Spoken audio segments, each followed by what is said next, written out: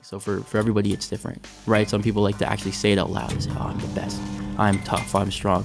Some people do it in their head. Some people have their coach say it to them. But like you said, it's affirming these things, and you're fueling your head with positivity, right? It's the best way to do it, because that voice in your head, people always neglect it, right? It's that voice when you are in training and you get hit with something, you go, man, like, how did that guy catch me? Like, I'm so shit. Even something is that we think it's normal human behavior, right? It's okay to be down on ourselves, but why? Why do we talk to ourselves that we wouldn't necessarily say to our teammate or our best friend, right? I would never look at you after you got caught and said, man, you're so shit. You just let that guy catch you. You would never do that, because you know it's not helpful. It's not conducive to a positive experience. So why do we allow ourselves to talk that way to ourselves, right? Sometimes you have to ask, like, would I say that to somebody else? Why is it okay if I say that to me? Why can I wake up and say, man, I'm so tired. Like, I don't even want to go to practice. You know what I mean? Like, maybe I'll just stay home. It all counts. So you have to push it out with the positive stuff. It's the only way to do it. And it takes a while.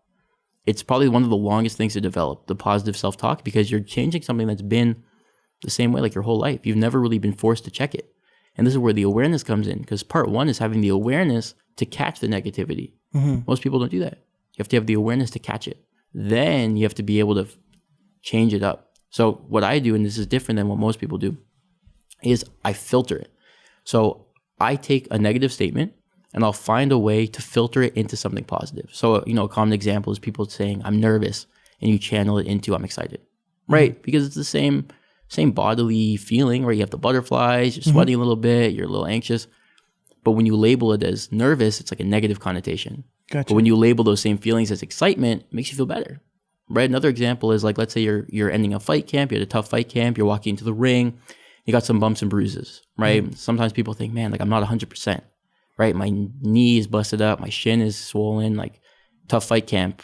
I wish that I was 100%. It's negative. It's not going to help you in the ring. But if you filter into something positive and you say, I'm super prepared. I had a great fight camp.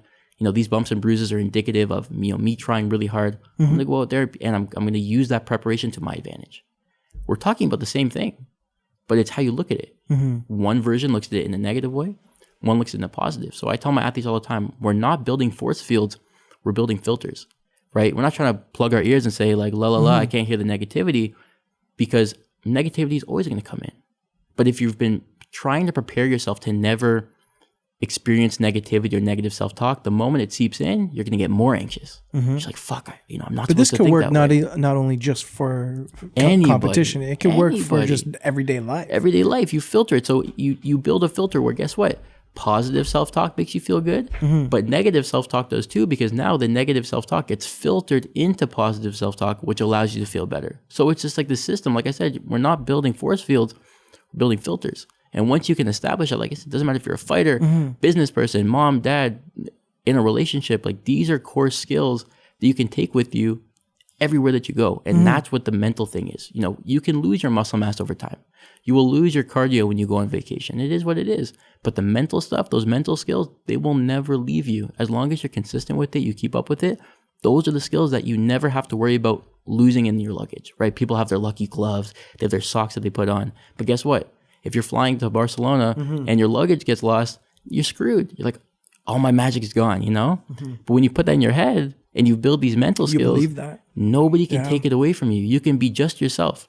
You can walk into any arena in any city in front of any fan base against any opponent, but you know that what you need is up here. Nobody can take away from it. And that's real confidence. And that's what people need. People need the real, authentic, genuine confidence. And that's how you get it, through doing things like that. I was going to ask, I think that what you're saying makes complete sense. And I just want to challenge it a little bit, though. Like, isn't there an element of where people are kind of almost putting their heads in the clouds a little bit sometimes? And I don't mean by being positive, but is there no place for negativity in our lives at all? To be like, hey, like, I did this terribly, or like just some sort of reflection that just makes you go, okay, like, I need to be better. This is not kind of a part of that as well. Yeah, you know what? That's a great point. And like you said, the reflection piece, right? If you can match it with an element of reflection and awareness, then you can use it to your advantage, right? But a lot of people don't. A lot of people just say, like, fuck this, I can't play. I had such a shitty day, Yeah. If you have the ability to use your awareness to reflect on it and say, well, why did that happen? right? Like I said, I get caught all the time. I'm a 4th degree black belt in Taekwondo, but I'm a white belt in Jiu-Jitsu. I get tapped all the time by like anybody. And it is frustrating for me too. I'm like, I can't believe this has happened.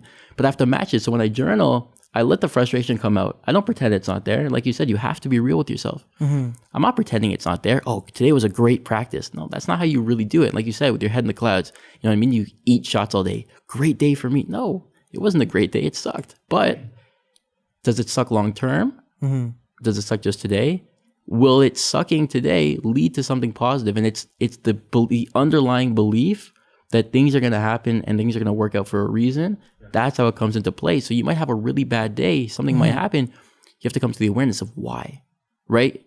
And remember, those negative self-talk statements, they're not personal to us. It could just be something that happened. So it's okay to say, I let myself get caught with that. But we're not saying I'm a bad person. I'm a bad fighter. I don't deserve to be here. People think like that. People think like, I don't know if I deserve to be here. That's never going to help you, right? It's never going to help you to think that way of like, man, did I work hard enough? That's more negative. So it's not that negativity in itself is something that never helps, but that kind doesn't. When it's geared towards you, right? I suck. I can't do this. What's going on with me? Maybe I should quit. It doesn't help. But when negative things happen, if you have the awareness to reflect on it and learn from it, then it becomes a great thing. And that's how you can develop positive, right? It's this thing. And the way I describe kind of like developing into that and developing that skill, it's like, let's say you go out for a hike, right? You know, when you go on a hike and there's the trail that you follow, it's like, well, why do you follow that trail? Because it's like the flattest part, right? There's a bunch of trees and bushes and stuff. You're not going to walk in there. You follow the path. That's how our brain works. Our neurons follow the path of least resistance. It's like most of our body does that. We always follow the path of least resistance. And when we're thinking fast, that's how it goes. Least resistance. We always prioritize that path. So our whole lives, if we're thinking negatively and we're doing those things, that's just the path of least. That's why people can be naturally negative, right? Because that's just how they've always thought. It takes a long time to go the other way. Because now imagine, instead of following that path, you're kind of like, I'm like, go through the other way. Go walk through those bushes. You have to take this sword, you know, like in the movies, and you have to chop it down as you walk. That's what it's like, because your body's not used to it. You have to force yourself to think positively, right? It's easy to think negatively. But over time, you walk that path 1,000 times. Guess what? It's going to get flatter. It's going to get flatter. Eventually, 1,000 times more, that path will actually now be the path of least resistance because you flattened it so much. And that's what self-talk is. That's what positivity is. That's why you see some certain people are just positive all the time. Nothing will bring them down. And you're like, how are you like that? It's because they've created that as their path. That's almost like their default mode. You know what I mean? I'm that way too. The moment something negative happens, I can instantly figure out a way that, you know what? Maybe this led to this, which is, I can just like visualize the dominoes falling and going, that's why that had to happen. No problem. You know what I mean? Let's say something goes wrong. No problem. Because I've created this path where positivity is now the path of least resistance. Anyone can do it. It's hard though, because it requires the awareness to do it. It requires the discipline to continue to hold yourself accountable to these negative thoughts. You have to keep practicing. It's not enough to just say, man, I'm frustrated. You have to go, wait a second. I just told myself I'm frustrated. What can I tell myself in return? So it's a slow process until it becomes this natural filter. So it's slow, takes a while, but once you build it, I mean, it becomes like that path of least resistance. And that's what people should strive for.